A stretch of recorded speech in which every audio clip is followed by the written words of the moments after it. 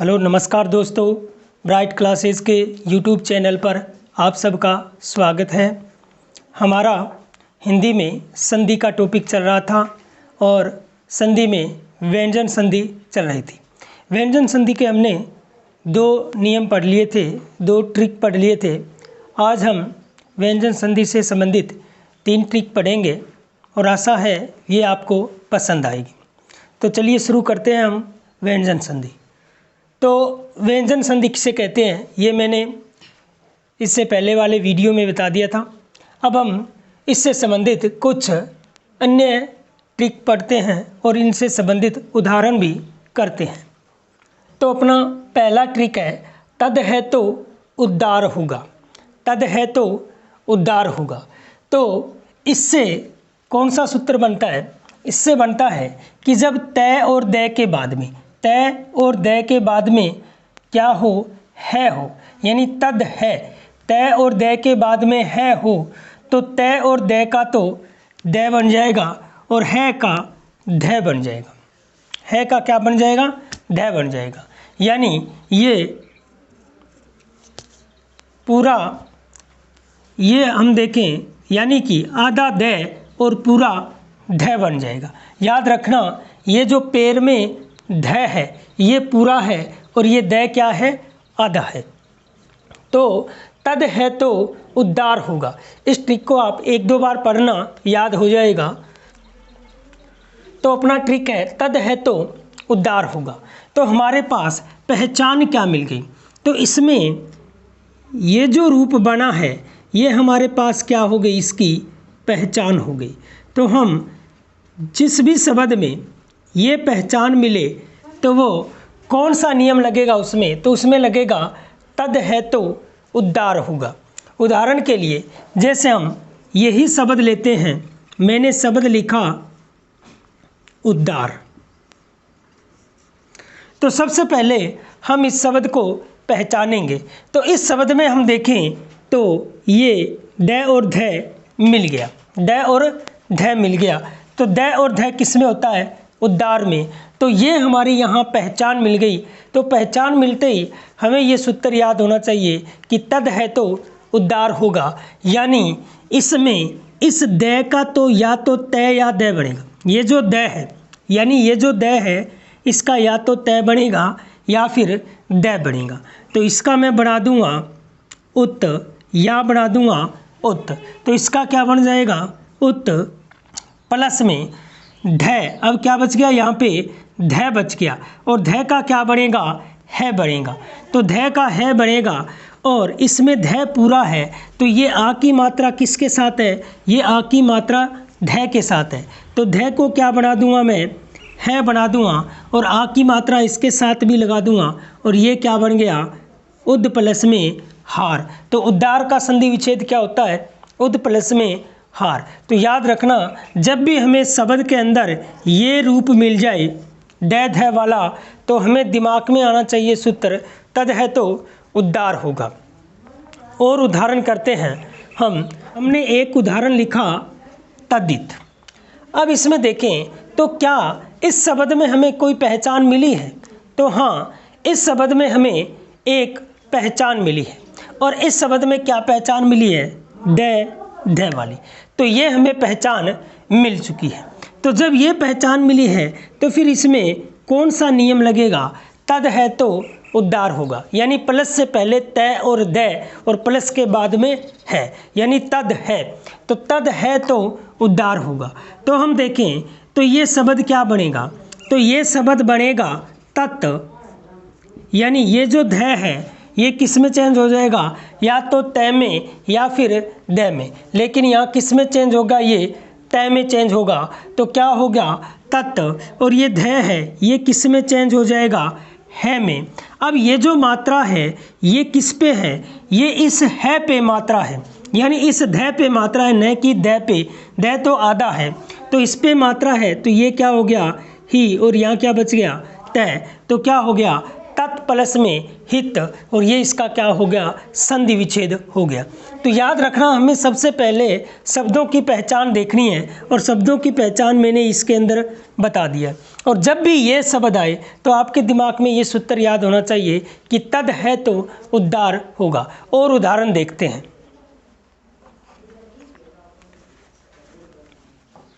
एक उदाहरण लेते हैं हम, पद्धति।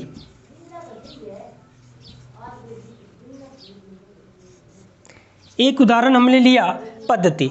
तो क्या इस शब्द में हमें कोई पहचान मिली है? हाँ, हमें ये यहाँ पे पहचान मिल गई। और ये किस में होता है? उद्धार में। ये किस में होता है? उद्धार में होता है। तो फिर इसमें कौन सा नियम लगेगा? इसमें नियम लगेगा तद है तो उद्धार होगा। तद है तो उद्धार होगा, यानी प्लस से पहले क्या आ जाएगा? तय और द। तो यानी प के साथ क्या लगना चाहिए? या तो तय या फिर द, लेकिन शुद्ध शब्द क्या होता है? पद होता है। तो पद प्लस में इसका क्या बन जाएगा? ये जो ध है इसका क्या बन जाएगा? है बन जाएगा। इस पे कोई मात्रा नहीं है तो यहाँ भी कोई मात्रा नहीं रहेगी। और आगे क्या है? अब देखो, अब ये शब्द क्या बन गया? पद प्लस में हति। तो हम देखें तो इस तरह से इसका क्या हो गया? संधि विच्छेद हो गया। पद प्लस में हति यानी कि पद्धति। तो हमें ये शब्दों में ये जो है ये पहचान याद रखनी है। हमें शब्दों की पहचान याद होनी चाहिए, तभी इसका संधि विच्छेद हो सकता है। और उदाहरण लिखते हैं। जैसे मैंने एक शब्द लिखा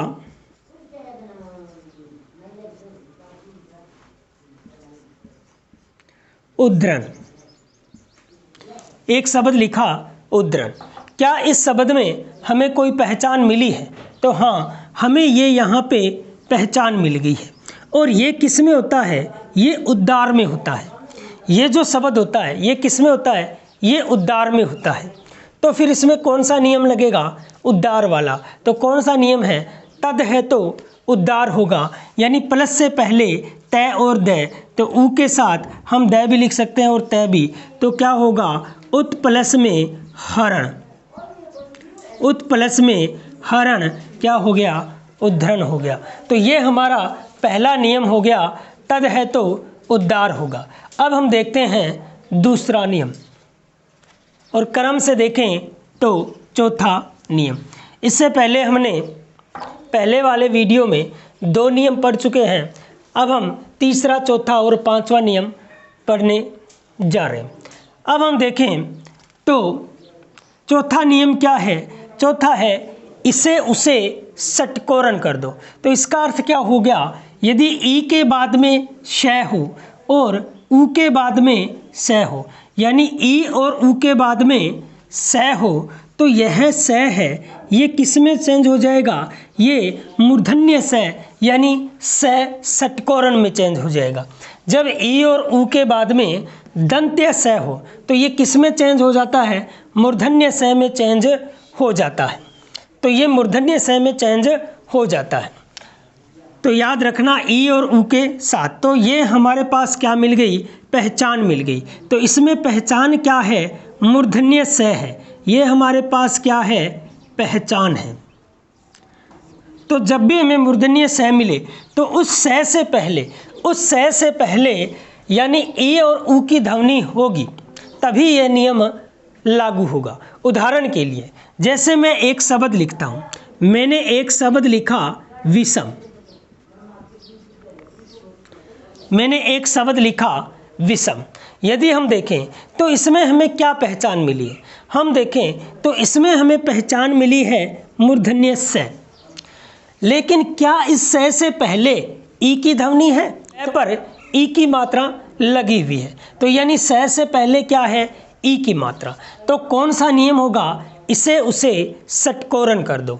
इसे उसे षटकोरण कर दो। यानी ये जो मूर्धन्य स था ये कौन सा स था? दंत्य स था। ये जो मूर्धन्य स था ये कौन सा स था? दंत्य स था। लेकिन वी की वजह से ये कौन सा, यानी वी में कौन सी मात्रा है? ई। ई की मात्रा से ये कौन से स में चेंज हो गया? मूर्धन्य स में चेंज हो गया। इसका मतलब ये हुआ कि जब मैं इस संधि को हटाऊंगा तो जैसे ही ई को अलग करूंगा तो ये वापस कौन से सह में चेंज हो जाएगा, दंत्य सह में। तो अब इसका संधि विच्छेद करें तो ये क्या हो जाएगा, वी प्लस में, और ये मूर्धन्य सह किस में चेंज हो जाएगा, दंत्य सह में। तो क्या हो गया, वी प्लस में सम। और उदाहरण देखते हैं। जैसे एक शब्द आ गया अभिषेक,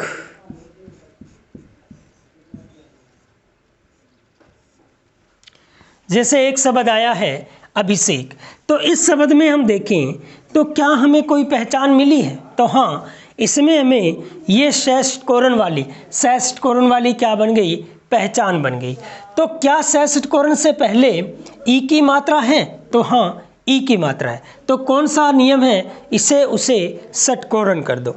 जब षटकोरण से पहले ई की मात्रा हो, षटकोरण से पहले किसकी मात्रा हो, ई की मात्रा हो, तो कौन सा नियम होगा, इसे उसे षटकोरण कर दो। तो इसमें सह से पहले ई की मात्रा है तो इसमें नियम लागू होगा, इसे उसे षटकोरण कर दो।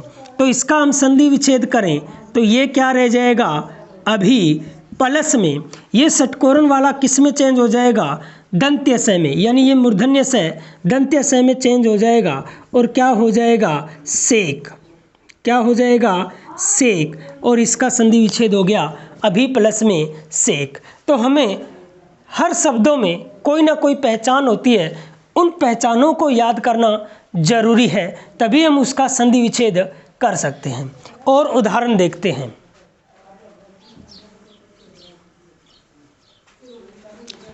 जैसे एक शब्द आ गया निषिद्ध, एक शब्द आया निषिद्ध, तो क्या इस शब्द में हमें कोई पहचान मिली है, तो हाँ, हमें पहचान मिली है षटकोरण। तो जब षटकोरण है तो क्या षटकोरण वाले पहले वर्ण पे ई की मात्रा है, तो हाँ, इस न पे ई की मात्रा है। तो इस पे कौन सा नियम लगेगा, इसमें नियम लगेगा इसे उसे षटकोरण कर दो, इसे उसे षटकोरण कर दो। तो यानी मैं यहाँ ये नी लिखूँगा प्लस में। अब ये जो षटकोरण वाला सह है ये किस में चेंज हो जाएगा, दंत्य सह में। तो ये क्या हो जाएगा, सिद्ध। तो नी प्लस में सिद्ध नी। अब हम आगे का उदाहरण देखते हैं।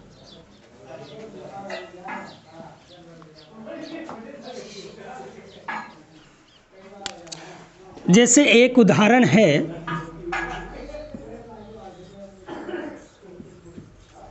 सुषुप्ति, जैसे एक उदाहरण है सुषुप्ति। तो हम देखें तो इसमें हमें क्या पहचान मिली है, इसमें हमें पहचान मिली है षटकोरण। लेकिन षटकोरण से पहले किसकी मात्रा होनी चाहिए, ई या ऊ की। तो यहाँ किसकी मात्रा है, ऊ की मात्रा लगी हुई है। तो इसका संधि विच्छेद करूँगा तो क्या हो जाएगा, सु प्लस में, ये मूर्धन्य सह किस में चेंज हो जाएगा, दंत्य सह में। तो सु प्लस में सुप्ति, यही इसका क्या हो गया, संधि विच्छेद हो गया। तो याद रखना, षटकोरण याद रखना कि षटकोरण से पहले हमें किसकी मात्रा मिलनी चाहिए, ई और ऊ की। तो कौन सा नियम है, इसे उसे षटकोरण कर दो, इसे उसे षटकोरण कर दो। जैसे एक उदाहरण और लेते हैं। जैसे एक नाम है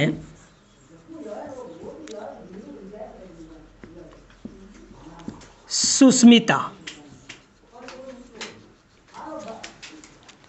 सुस्मिता। तो इसमें हम देखें तो हमें एक पहचान मिली है, और इसमें पहचान क्या मिली है, षटकोरण। क्या मिली है, षटकोरण।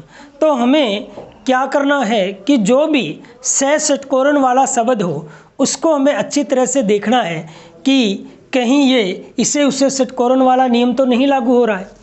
तो जब हमने देखा कि इसमें षटकोरण है, लेकिन षटकोरण से पहले ई और ऊ की ध्वनि होनी चाहिए, तो इस स में किसकी मात्रा लगी हुई है, ऊ की मात्रा लगी हुई है। तो कौन सा नियम चलेगा, इसे उसे षटकोरण कर दो। तो ये हो जाएगा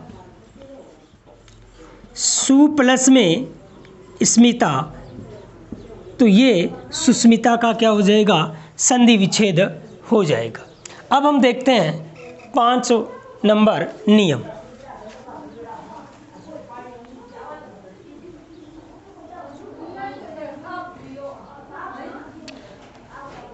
यदि हम 5 नंबर नियम देखें तो इसमें हमारा सूत्र है तद से सवर 6 अच्छे हैं, तद से सवर 6 अच्छे हैं।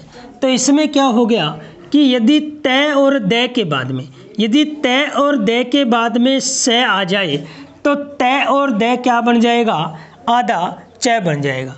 यदि तय और दय के बाद में से सलगम क्या आ जाए, से सलगम, यानी कि तालव्य से। कौन सा से है ये, तालव्य से। यदि ये तालव्य से आ जाए तो से 6 में चेंज हो जाएगा और तय और दय च में चेंज हो जाएंगे, तो ये क्या बन जाएगा, चच, ये शब्द बन जाएगा। तो ये इसमें हमने दे रखा है। दूसरे इसमें 2 नियम बनते हैं।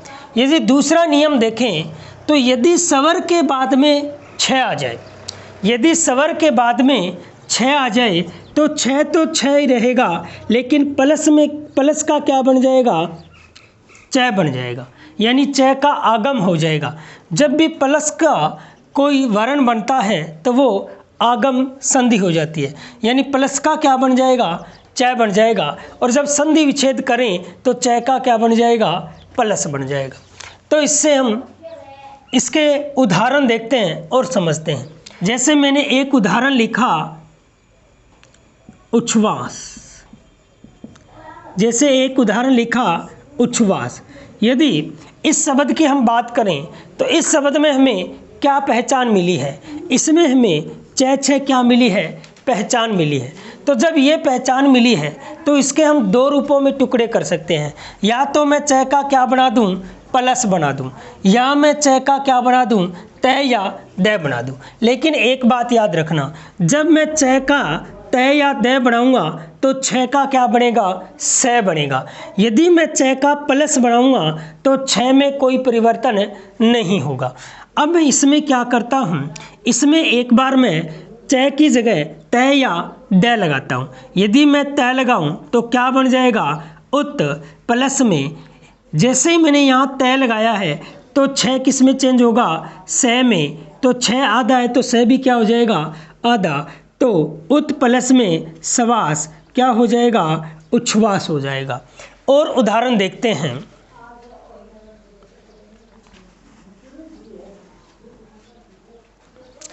जैसे मैंने एक शब्द लिखा अनुच्छेद, हमने शब्द लिखा अनुच्छेद, तो इसमें क्या मिला है, छ। हमें पहचान क्या मिल गई, छ। तो छ पहचान मिल गई तो कौन सा सूत्र लगेगा, तद से स्वर 6 अच्छे हैं, तद से स्वर 6 अच्छे हैं, यानी छ किस में आता है, अच्छे शब्द में आता है। तो हमारा नियम लगेगा तद से स्वर 6 अच्छे हैं। तो पहले मैं छ को तय या दय में चेंज करता हूँ। यदि मैं इसको अनुत या अनुद लिखूं तो इसको क्या करूँगा, मैं चेंज करूँगा तो इसको क्या कर दूँगा, मैं शैद कर दूँगा। तो ये दोनों ही शब्द हैं, ये निरर्थक शब्द हैं, सार्थक शब्द नहीं है। तो इसका मतलब यहाँ इस तरह से संधि नहीं हुई है, यानी पहला नियम लागू नहीं हो रहा है। तो फिर दूसरा नियम कौन सा है, दूसरा अपना नियम है कि मैं छ को किस में चेंज कर दूँगा, प्लस में चेंज कर दूंगा। तो आगे क्या रह जाएगा, अनु, और छ को किस में चेंज करूं, प्लस में। यदि मैंने छ को प्लस में चेंज किया है तो आगे वाला 6 में कोई परिवर्तन नहीं होगा और क्या रह जाएगा, छेद। तो क्या बन जाएगा, अनु प्लस में छेद। और उदाहरण लिखते हैं।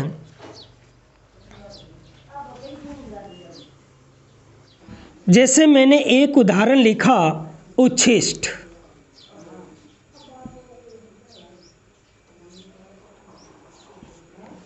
अब यदि इस शब्द में हम देखें तो इसमें हमें क्या पहचान मिली है, इसमें हमें पहचान मिली है छ। कौन सी पहचान मिली है? चय छः।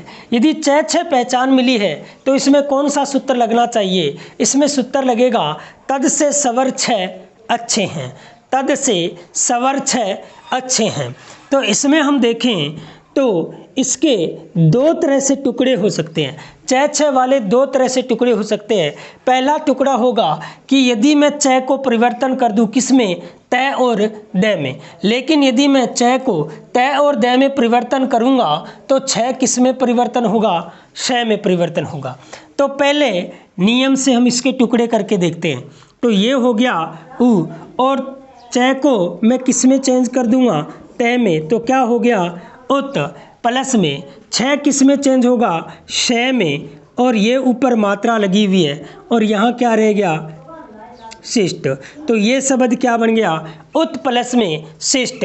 और ये दोनों ही सार्थक शब्द है तो इसका सही संधि विच्छेद क्या होगा? उत प्लस में शिष्ट। हाँ, और दूसरे नियम में क्या है कि मैं चय को किस में चेंज कर सकता हूँ? प्लस में। तो यहाँ क्या रह गया? उ। और चय को किस में चेंज कर दूँ? प्लस में। लेकिन जब मैं चय को प्लस में चेंज करूँगा तो छः में कोई परिवर्तन नहीं होगा और ये क्या हो जाएगा? शिष्ट। और ये दोनों ही शब्द क्या हैं? सार्थ। तो इसमें हम देखें तो इसमें हमें सार्थक शब्द नहीं मिला तो ये क्या है? संधि विच्छेद गलत है। तो शुद्ध कौन सा हो गया? उत प्लस में शिष्ट है। और उदाहरण लेते हैं।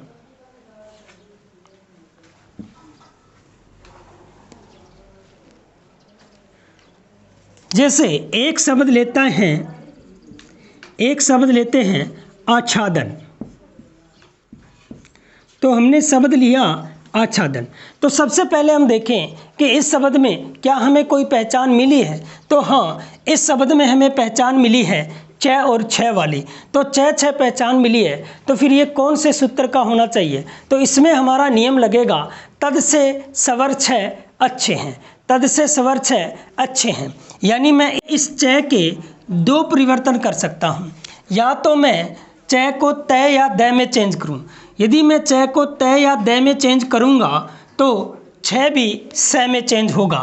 तो पहले नियम से इसका संधि विच्छेद हो जाएगा आत प्लस में साधन, आत प्लस में साधन। अब हम देखें तो यहाँ ये सार्थक शब्द नहीं है तो ये संधि विच्छेद भी सही नहीं है। दूसरा नियम क्या है? दूसरा नियम है कि मैं चय को किस में चेंज कर दूंगा? केवल प्लस में चेंज कर दूंगा और आगे क्या रह गया? आ। जब मैं चय को प्लस में चेंज करूंगा तो छः में कोई परिवर्तन नहीं होगा तो ये हो जाएगा आ प्लस में छादन। तो यही इसका सही संधि विच्छेद है। हम और उदाहरण लेते हैं।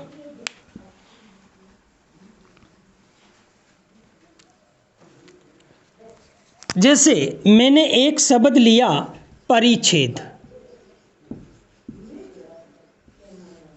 एक शब्द लिया परिच्छेद। तो सबसे पहले हम देखते हैं कि क्या इसमें हमें कोई पहचान मिली है?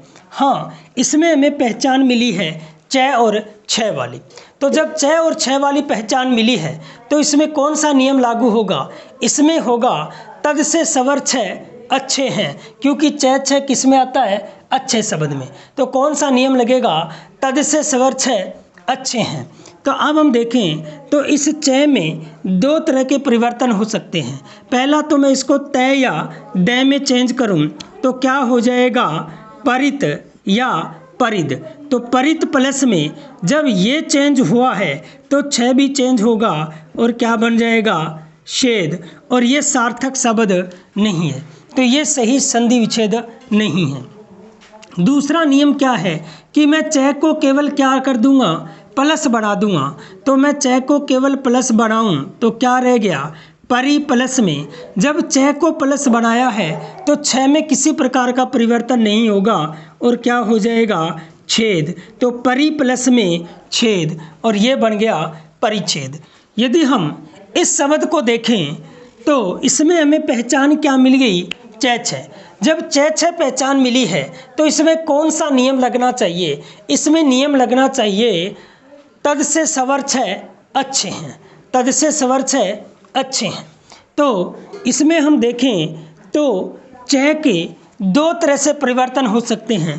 पहला, मैं च को त या द में चेंज कर सकता हूँ, तो मैं इसको क्या बना सकता हूँ, सत प्लस में। यदि च को त या द में चेंज किया है तो छ भी चेंज होगा और किस में चेंज हो जाएगा, सा में। तो ये दोनों ही सार्थक शब्द हैं, तो सत प्लस में शास्त्र, यही अपना सही संधि विच्छेद है। हाँ, लेकिन हम दूसरे नियम से करें तो दूसरे नियम से भी करके देखते हैं। यदि मैं च को केवल प्लस बनाऊं तो यहाँ क्या हो जाएगा, स प्लस में यहाँ क्या रह जाएगा, छास्तर, और ये एक सार्थक शब्द नहीं है। इसका मतलब ये संधि विच्छेद क्या है, गलत है। तो सही संधि विच्छेद क्या है, सत प्लस में शास्त्र है। तो हमने ये आज स्वर व्यंजन संधि के 3 नियम पढ़े हैं। तद है तो उद्धार होगा, और इसे उसे षटकोरण कर दो और तद से स्वर अच्छे हैं। ये ट्रिक हैं, इस ट्रिक से हम बहुत से संधि विच्छेद कर सकते हैं। यानी इन ट्रिकों से यदि हम संधि विच्छेद करेंगे तो कहीं कोई गलती नहीं होगी और हमें याद भी अच्छी तरह से रहेंगे। लेकिन सबसे पहले बात यह है कि जो भी शब्द है उनकी आपको पहचान याद रखनी है। जैसे इसकी पहचान द ध है, इसकी पहचान स षटकोरण है और इसकी पहचान चच है। यानी जब इन शब्दों की पहचान होगी तभी हमें पता चलेगा कि इसमें कौन सा नियम लगेगा। आगे के नियम हम आगे वाले वीडियो में लेके आएंगे। तब तक के लिए धन्यवाद।